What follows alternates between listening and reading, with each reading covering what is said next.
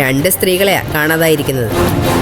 രണ്ടിന്റെയും പിന്നിൽ നീയാണെന്ന് വരുത്താൻ എനിക്കധികം സമയമൊന്നും വേണ്ട. പേടിപ്പിക്കുവാന്ന്? നിങ്ങൾ മൂക്ക് വിറപ്പിച്ച് കാണിക്കുമ്പോൾ പേടിക്കുന്ന ഒരു ശരത്ത് ഉണ്ടായിരുന്നു. അത് പണ്ട്. ഇപ്പോഴത്തെ ശരത്തിനെ പൂട്ടാൻ നിങ്ങൾ ഉണ്ടാക്കിയ കത്രിക പൂട്ട് പോരാതെ വരും. ഭീഷണിയൊന്നും എൻ്റെ അടുത്ത് വേണ്ട തങ്കച്ചി. ഞാൻ അകത്ത് പോയാൽ കൂട്ടുപ്രതിയായിട്ട് തങ്കച്ചിയും കാണും. അതിനുള്ള വഴിയൊക്കെ എനിക്കറിയാം. ആ, നീയാള് കൊള്ളാലോ. ഞാനൊരു തമാശ പറഞ്ഞപ്പോ അത് നീ സീരിയസ് ആയിട്ട് എടുത്തോ? നിന്നെ ഞാൻ ചതിക്കോ? നീ എന്റെ പ്രിയപ്പെട്ട കൂട്ടുകാരനല്ലേ. ഇപ്പൊ തൽക്കാലം ഇതും കൊണ്ട് പോ. ബാക്കി അടുത്തന്നെ സംഘടിപ്പിച്ചു തരാം. തരണം. കാശിന് ഒരുപാട് ആവശ്യമുള്ള സമയം. മറ്റുള്ളവരുടെ മുന്നിൽ കൈ നീട്ടാൻ എനിക്ക് പറ്റില്ല.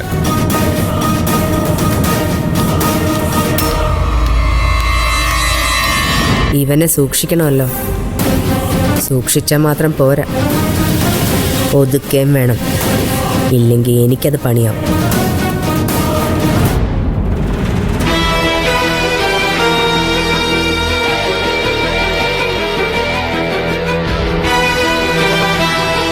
നമ്മൾ വിചാരിക്കാത്ത തരത്തിലെ വിഷ്ണു പലതും സംഭവിക്കുന്ന. പ്രേമിച്ചിയെ കാണാനില്ല. ഇവിടെ പോയി അറിയില്ല. വീട്ടിലെ സ്വർണവും കാണാനില്ല. അപ്പോ നീ തന്നെ ആയിരിക്കുമല്ലോ എന്റെ പിന്നില്. അയ്യോ, ഞാനല്ല. ഞാനങ്ങനെ ചെയ്യൂ? ചെയ്യും. നീയേ അത് ചെയ്യൂ.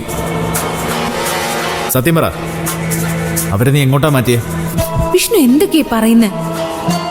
ഒരാളെ മാറ്റാന്ന് പറയുന്നത് അത്ര എളുപ്പമുള്ള കാര്യമല്ല.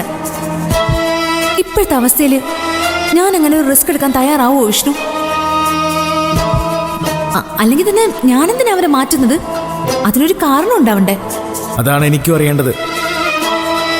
2 ചോദ്യങ്ങൾക്ക് ഉത്തരം നീ പറയേണ്ടത്. എന്തിനു മാറ്റി? എങ്ങോട്ട് മാറ്റി?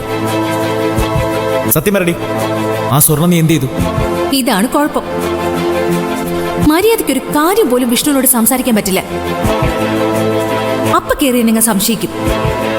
ഞാനും നീ തമ്മിലുള്ള ബന്ധം അറിയില്ലല്ലേ? ഞാൻ നിന്റെ ഭർത്താവും നീ എന്റെ ഭാര്യയാണ്. ഹൃദയം മാറ്റിവെച്ച ആളെ അധികകാലം ജീവിക്കാൻ സാധ്യതയില്ലെന്ന്. അതുകൊണ്ട് അയാളെ കല്യാണം കഴിച്ചാൽ അയാളുടെ മരണശേഷം സ്വത്ത് മുഴുവൻ നിനക്ക് കിട്ടുമെന്ന്. ആ കാശുകൊണ്ട് സുഖമായിട്ട് ജീവിക്കാന്ന് പറഞ്ഞ് എന്നെ വിശ്വസിപ്പിച്ചാരാ? നീയല്ലേ? ഞാനൊരു തിരുമണ്ടനായോണ്ട് അതങ്ങ് വിശ്വസിച്ചു. മണ്ടനായതുകൊണ്ടല്ല, ബുദ്ധിമാനായതുകൊണ്ട്. നമ്മൾ തമ്മിൽ തർക്കമൊന്നും വേണ്ട വിഷ്ണു. പ്ലാനൊന്നും ഇപ്പോഴും പൊട്ടിയിട്ടില്ല. വിഷ്ണു കണ്ടോ, ആ വീട്ടിൽ നിന്ന് ഞാൻ ഇറങ്ങുന്നുണ്ടെങ്കിൽ അത് ജീവിക്കാനുള്ള കാശ് കൊണ്ടായിരിക്കും. വെറുതെ ഒന്നും ചന്ദ്ര ആ വീട്ടിൽ നിന്ന് പടിയിറങ്ങുന്ന ആരും കരുതണ്ട. നീ ഇറങ്ങാതിരിക്കേ അതെന്തോണോ ചെയ്തോ. പക്ഷെ എനിക്ക് ഇവിടെ നിന്ന് എപ്പോൾ ഇറങ്ങാൻ പറ്റും അത് പറ. സിദ്ധു പ്രേമിച്ചെ കാണാത്ത ടെൻഷനില്ല. അതൊന്ന് തണുത്തോട്ടെ. വൈകിയ എന്റെ സ്വഭാവം മാറും. വൈകില്ല. സമാധാനമായിട്ടിരിക്കെ, എല്ലാം ശരിയാക്കാം. ശരിയാക്കണം. ഇല്ലെങ്കിലേ ഞാൻ സിദ്ധുവിനൊരു കത്തെഴുതും. അതിലെല്ലാ സത്യങ്ങളും ഉണ്ടായിരിക്കും. എല്ലാ സത്യങ്ങളും.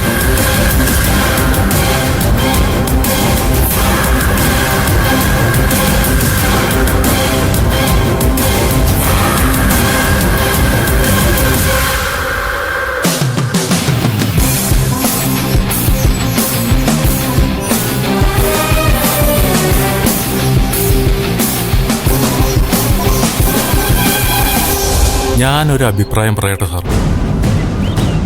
ആ സ്ഥലം വിറ്റ് കളയാൻ പറയണം നിരഞ്ജൻ സാറിന്. എന്നിട്ട് വേറെ എവിടെയെങ്കിലും ഒരു സ്ഥലം വീടും മേടിക്കാൻ പറയണം. നമ്മൾ പറഞ്ഞാലൊന്നും അവർ കേൾക്കില്ല സ്വാമി. ഇപ്പൊ തന്നെ ഇതിൻ്റെ ഒരു ആവശ്യമില്ലായിരുന്നു. ഈ ഭാഗം വയ്പിൻ്റെ പൊന്നുമണിക്ക് ഷെയർ വേണമെന്ന് പറഞ്ഞപ്പോൾ തരാൻ പറ്റില്ലെന്ന് ഇവർ പറയണമായിരുന്നു. അവൾ കോടതിയിൽ പോയി മേടിക്കട്ടെന്ന് വെക്കണമായിരുന്നു. ഇത് പൊന്നുമണിയുടെ ഷെയറിലെന്ന് ഓർക്കണം. അവളുടെ അച്ഛൻ്റെ. അയാളെ ആണെങ്കിൽ കാണാനും ഇല്ല. അതെ. നാളെ അയാൾ തിരിച്ചു വന്നാലോ സാറേ? എന്റെ ഷെയർ മൂക്ക് കൊടുക്കാൻ ആര് പറഞ്ഞു എന്ന് ചോദിച്ചാലോ? പ്രശ്നമാണ്.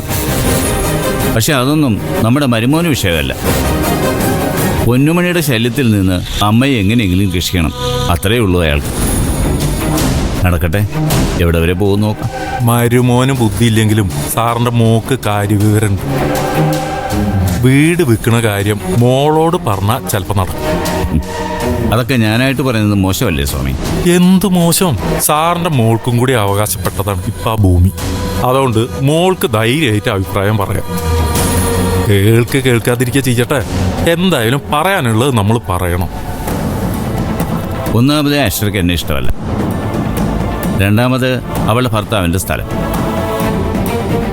എന്നാലും സ്വാമി പറഞ്ഞ സ്ഥിതിക്ക് ഞാൻ അശ്വരോട് സംസാരിക്കാം. ഇനിയിപ്പോൾ ഞാനായിട്ട് ഉപദേശിച്ചില്ല എന്ന് വേണ്ട. നിങ്ങൾ നടക്കട്ടെ.